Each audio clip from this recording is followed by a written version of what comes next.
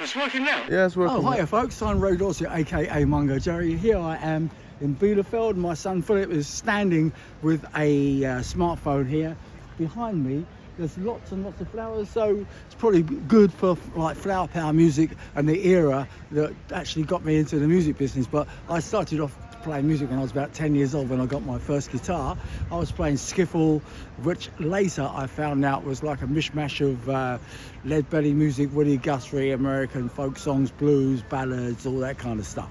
Right, so I'm here, I'm going to start talking about my career, about how I started off, what my influences were, and anything else to do with the music business, like the money side of it, the music side of it, the promotion side of it, the bullshit side of it, and anything else. You think that I've written the most famous summer song in the whole world? Well, that's what they say now.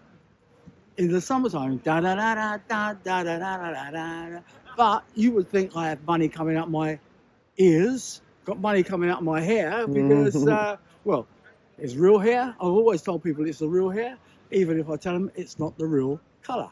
But who gives a about that? But the main thing is, you'd think that I would have had loads and loads and loads and loads of money, because In the Summertime was the fastest selling record and the first maxi single in the whole world for many years. Well, it was always going to be the first maxi single in the world. It ran at 33 1/3 RPM as opposed to 45 RPM, which was the standard speed of a 7-inch vinyl record in those days and before.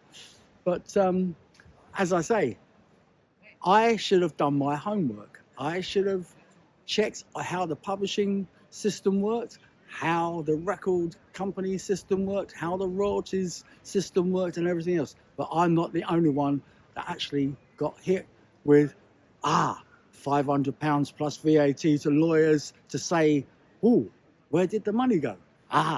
Does it really matter? Because I lived my life and I had a great time, I suppose. But the catch to me, or the chase, I would say, was more exciting than the catch. I used to write my lyrics on a word processor, okay?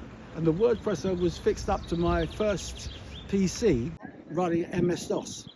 And the only way that I could actually get to find out what I was storing, if you like, was to access a 5.5 inch, or was it a 5-inch?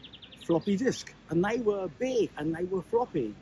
And the word processor that I used then, it wasn't compatible with later word processors. So over time, I had to change from one system to another, just in the same way that we change from analog tape to digital, and then later on recording stuff on a hard drive. When I started off with computers, I started off with a Sinclair computer, and I think the one that I got first was a Sinclair QL, which is and it had a very small like tape cassette inside it that we stored all the information on, and then it went on from there with the Ataris and all the other bits and pieces with the computer. It was great. It was good in those days, but I got fed up with it. And I gave you a load of stuff when you were small, and you messed around with it, and you came up with you even contributed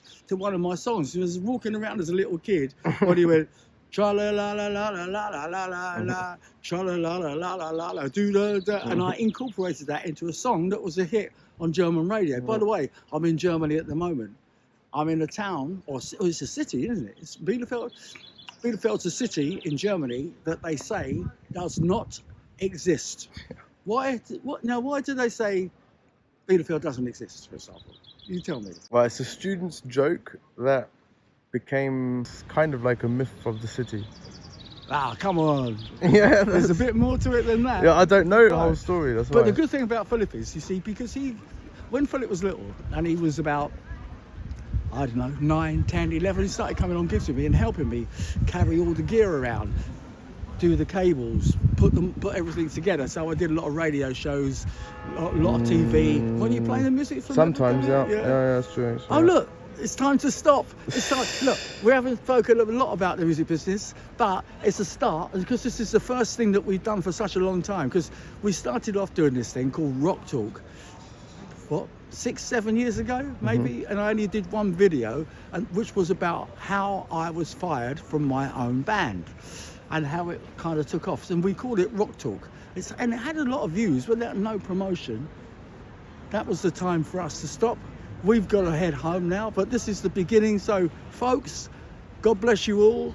Look out for more stuff, and we'll have a proper session on Rock Talk, what makes the business move, how to get into record production, music production. Treat it as a hobby. It's good fun. Okay? God bless.